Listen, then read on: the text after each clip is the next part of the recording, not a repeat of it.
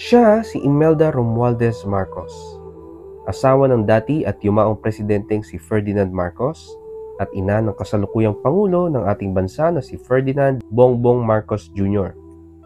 Si Imelda ay pinanganak sa San Miguel, Manila noong July 2, 1929. At the age of 8, dinala silang pamilya ng kanilang ama sa Tacloban, Leyte. Nag-aral si Imelda sa Holy Infant Academy hanggang siya ay makatapos ng high school.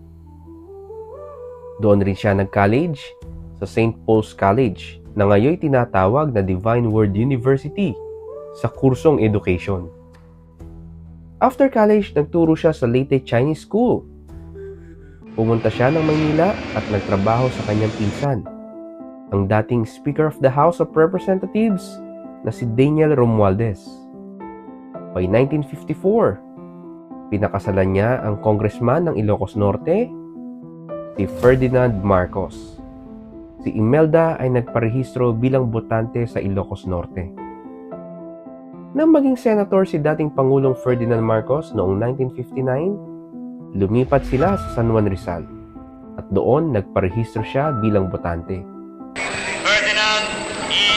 Marcos ng Batag, lalawigan ng Ilocos Norte, ay nihalal at itinanghal ng Pangulo ng Pilipinas. Nang maging Pangulo si Ferdinand Marcos, si Imelda ay nanirahan sa Malacanang at nagparehistro bilang botante sa San Miguel, Manila. February 1986, ayon kay Imelda, ang kanilang pamilya ay dinala sa Honolulu, Hawaii. Pero by November 1991, nakabalik sa Pilipinas si Imelda at nanirahan sa San Juan, Manila. 1992, tumakbo siya sa pagkapresidente habang siya ay residente ng San Juan, Manila. I'm running for the presidency. Matapos ang eleksyon, nanirahan si Imelda sa bahay ng kanyang kapatid na lalaki sa San Juan, Tacloban, Leyte. November 29, 1993, si Imelda sumulat sa chairman ng PCGG na si Magtanggol Gunigundo upang ma-rehabilitate ang kanilang ancestral house sa Tacloban at ang kanilang farm sa Olot, Leyte para matirhan sana ng pamilya Marcos. Pero inalaw lang ng PCGG ang pag-repair noong June 6, 1994. August 1994, si Imelda ay lumipat mula San Juan, Tacloban, Leyte patungong Olot, Tolosa, Leyte. Tumakbo si Imelda bilang representative ng 1st District of Leyte. I am here not for ambition but compassion. Sa kanyang COC, nakasaad sa residence ay 7 months pa lang siya sa Leyte. Kaya ang kanyang katunggaling si Cirili Roy Montejo, na kasalukuyan ding representative ng 1st District, nag-file ng petition for cancellation and disqualification sa COMELEC. Ang argument ni Cirilo, hindi na-meet ni Imelda ang constitutional requirement na 1-year residence para sa mga candidates for House of Representatives. Si Imelda nag-file ng amended COC. This time, ang nakalagay, since childbirth. Ayon kay Imelda, honest misinterpretation ang 7 months sa original COC dahil ang akala niya, tumutukoy ang residence sa actual and physical presence niya sa Tolosa, Leyte. Sa April 24, 1995 resolution mula sa 2nd Division ng COMELEC, disqualified si Imelda. Ang kanyang original COC ay kinansela at ang kanyang amended COC ay inalis sa record. And we will proceed to the Supreme Court by May 8. It will be already not an academic because the people have spoken. And that's the ultimate court. Dumating ang May 8, 1995 election.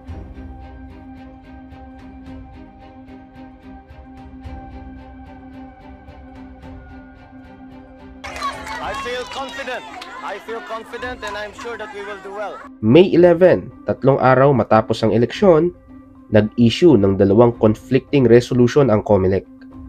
Sa unang resolution, kung sakaling makakakuha si Imelda ng pinakamaraming boto, siya ay allowed ma-proclaim. Pero sa ikalawang resolution, binawi ng COMELEC at sinabing in case makuha ni Imelda ang pinakamaraming boto, isususpend ang kanyang proclamation.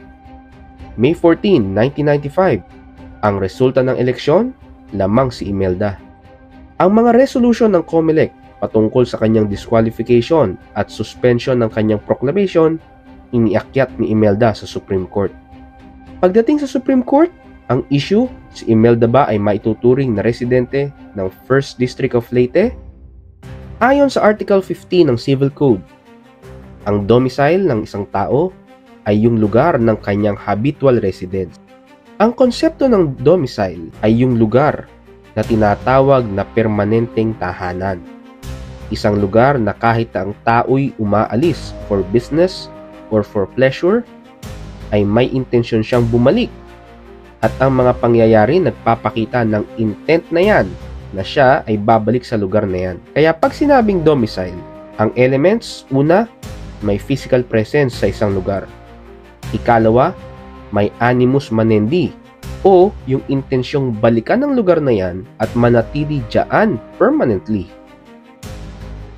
Kapag residence naman ang usapan, yan ay physical presence ng isang tao sa isang area, komunidad o bansa. Ang importanteng pagkakaiba ng dalawa is that sa residence, merong intent to live or lisanin ang lugar kung ang purpose ng kanyang paninirahan doon ay natapos na. Pwedeng ang purpose niya ay for business, leisure, or health. Pero kung may intention siya na manatili doon, ang residence ay nagiging domicile.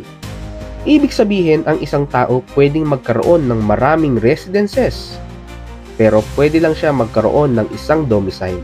Ang isang tao pwedeng magkaroon ng domicile sa isang lugar at residence naman sa ibang lugar. Pero yan ay for civil purposes, usapang sibil.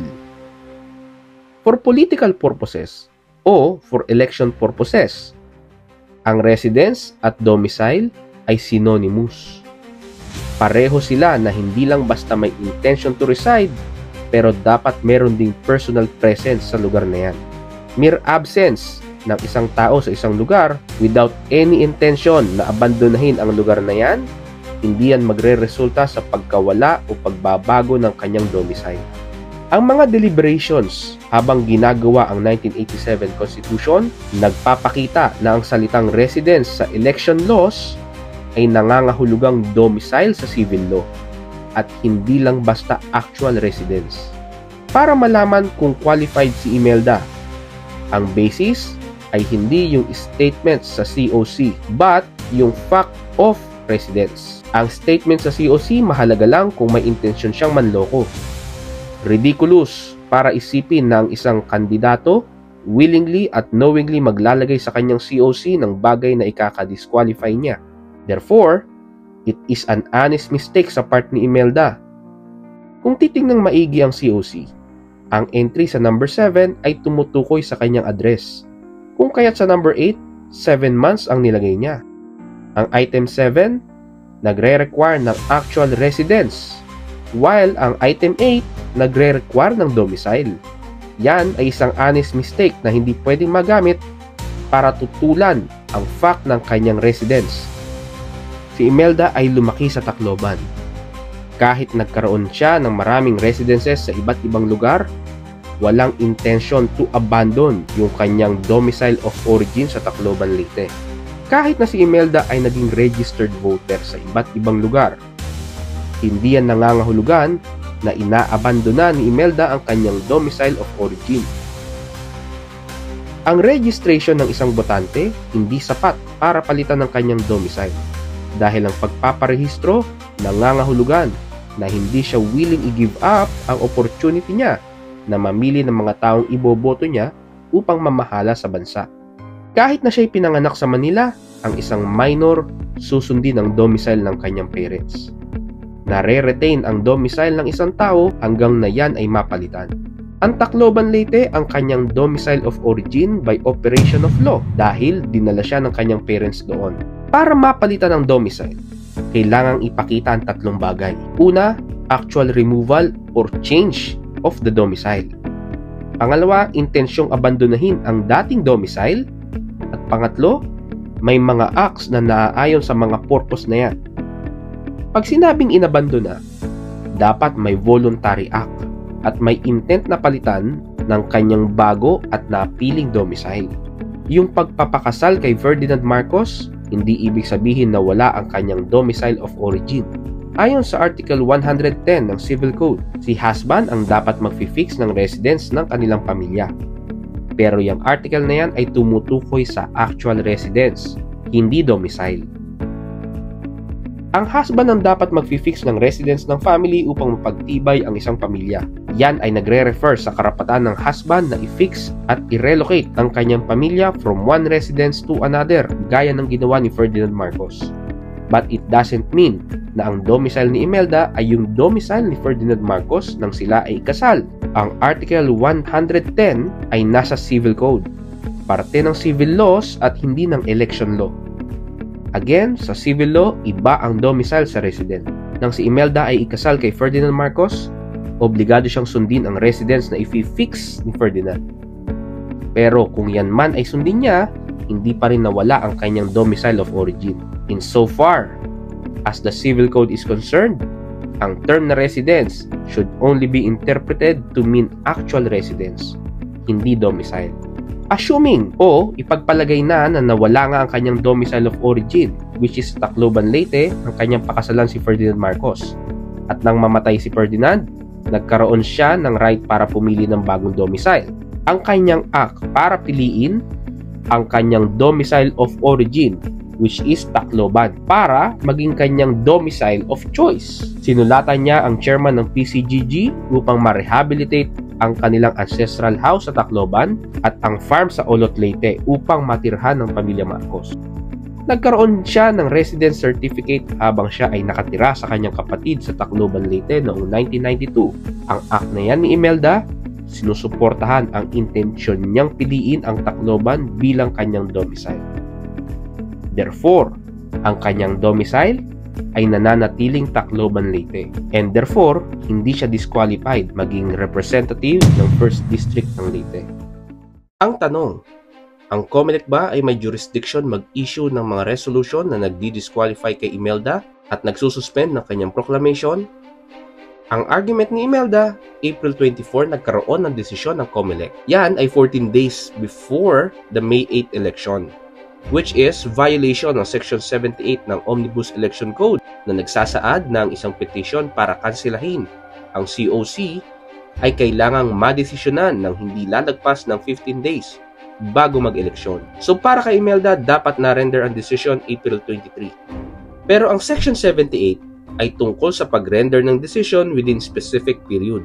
Ang mga batas patungkol sa period o time ng pag-render ng decision ay hindi mandatory, kundi directory lamang. Dalawa ang klase ng provision sa batas, mandatory at directory. Pag sinabing mandatory provision, hindi pwedeng hindi sundin. Kapag hindi sinunod, magiging invalid ang decision o judgment. Ang directory provision naman sa batas ay yung provision na kahit hindi nakapag-comply, hindi magiging invalid ang desisyon dahil less ang injury sa general public kung i-disregard ang exact letters ng batas. Ang ating mga korte at ibang sangay ng gobyerno ay hindi nawawala ng jurisdiction simply because nag-decide sila outside a given period. Kung ang isang provision sa batas ay pwedeng hindi i-comply nang hindi makakaapekto sa validity ng proceeding, yan ay directory. In short, valid ang judgment despite non-compliance. Isa dyan ay ang mga period or time kung kailan dapat gawin ang isang bagay para maisakatuparan ang layunin ng legislature. Nang mainak ang RA 6646, ang COMELEC hindi nawawala ng jurisdiction sa isang pending disqualification case even if tapos na ang eleksyon.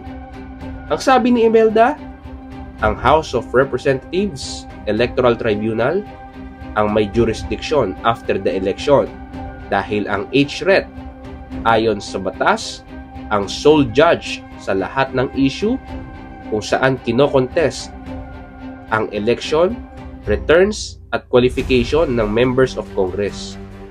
Pero ang HRET nagkakaroon lang ng jurisdiction kung naging member na ang isang kandidato. Therefore, in this case, nananatiling ang COMELEC ang may jurisdiction sa kaso.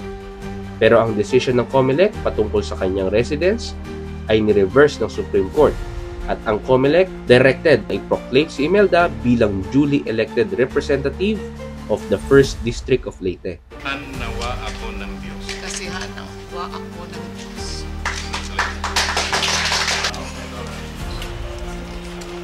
The voice of the people of Leyte have prevailed, and I feel I am here to now committed to serve with all my heart this honor and this duty.